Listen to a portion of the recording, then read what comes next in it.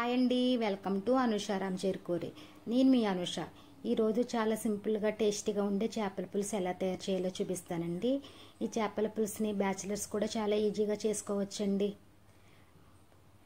చేప ముక్కల్ని నీట్గా క్లీన్ చేసుకోవాలండి.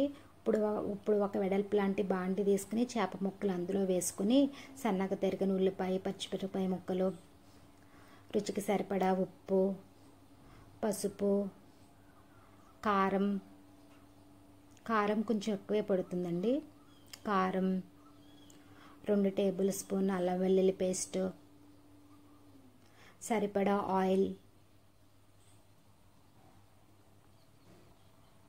వేసుకుని బాగా మిక్స్ చేసుకోవాలండి.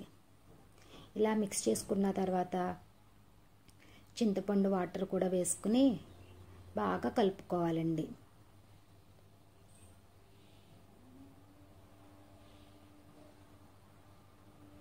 ఇప్పుడు కొంచెం వాటర్ కూడా వేసుకోవాలండి. వేసుకుని బాగా కలుపుకోవాలి. ఇప్పుడు స్టవ్ ఆన్ చేసి మనం ప్రిపేర్ చేసుకున్న బౌల్ని స్టవ్ మీద పెట్టుకోవాలండి. తర్వాత 1 టేబుల్ స్పూన్ ధనియాల పొడి, 1/2 టేబుల్ స్పూన్ జీలకర్ర పొడి, 1 టేబుల్ స్పూన్ షుగర్ వేయడం వల్ల చేపల పులుసు చాలా టేస్టీగా ఉంటుందండి. కొంచెం మరిగిన తర్వాత కొత్తిమీర కూడా వేసుకోవాలండి. ఇప్పుడు ఉప్పు కారం అన్నీ సరిపోయలేదో చూసుకోవాలండి. చూసుకుని ఉప్పు కారం యాడ్ చేసుకోవాలండి. అంతేనండి, చాలా టేస్టీగా సింపుల్గా చేపల పులుసు రెడీ అయిపోయింది.